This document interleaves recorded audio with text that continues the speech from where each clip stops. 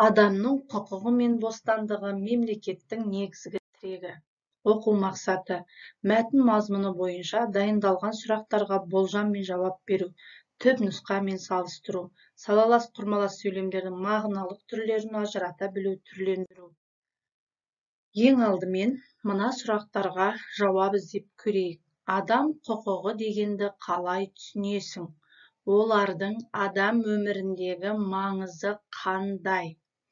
Құқық және бостандық ұғымдарының арасында қандай байланыс бар? Бостандық ұғымы нені білдіреді? Адам құқықтары жалпыға ортақ деген ойға өз пікіріңді білдір.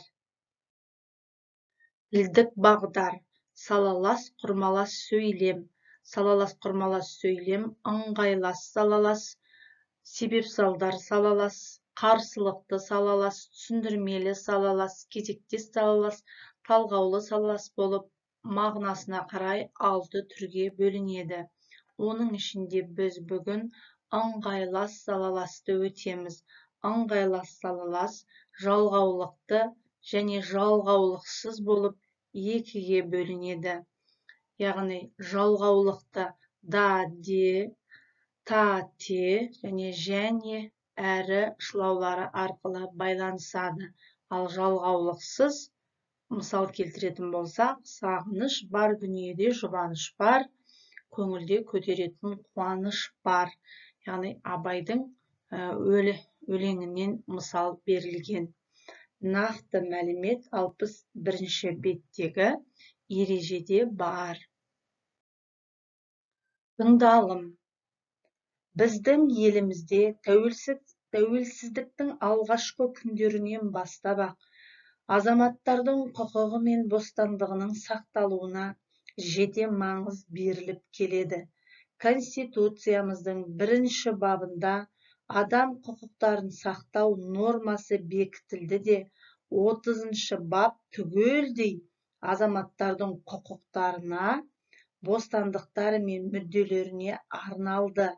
Бұл демократиялық ашық қоғамда өмірдегі барлық құндылықтардың ішінде адам құқығы мен бостандығы ғана ең маңызды болып саналатындығын білдіреді. Демек, адам құқығы мен бостандығын сақтау тетіктерін іске асыруға, олардың орындалуына кепілдік беруді күшейтуге ерекше назар аударылады. Ал бұл мәселелердің шын мәнінде қалай жүзеге асып жатқандығын президент жанындағы адам құқықтары жөніндегі комиссия жұмысынан байқауға болады. Ол еліміздегі адам құқықтары жөніндегі алғашқы мамандандырылған ұлттық мекеме. 1994 жылы 12 ақпанда елбасы адам құқықтары жөніндегі республикалық комиссияны құру туралы жарлыққа қол қойды.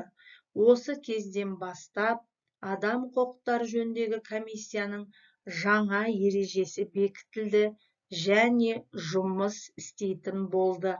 Бұл осы мекеменің мәртебесінің маңыздылығын көрсетеді. Тапсырма орындаймыз. Мәтіндегі адам құқығына қатысты термин сөздерді тауып жазып, мағынасын анықта. Адам құқығы адамзаттың басты игілігі деген тақырыпта ой бөлісіңдер.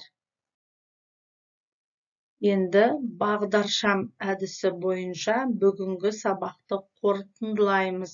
Бүгінгі сабақтан алған әсеріңізді комментарийға жазып қалдырыңыздар. Сіздерге қайырлы білім болсын, зейіндеріңіз ашылсын.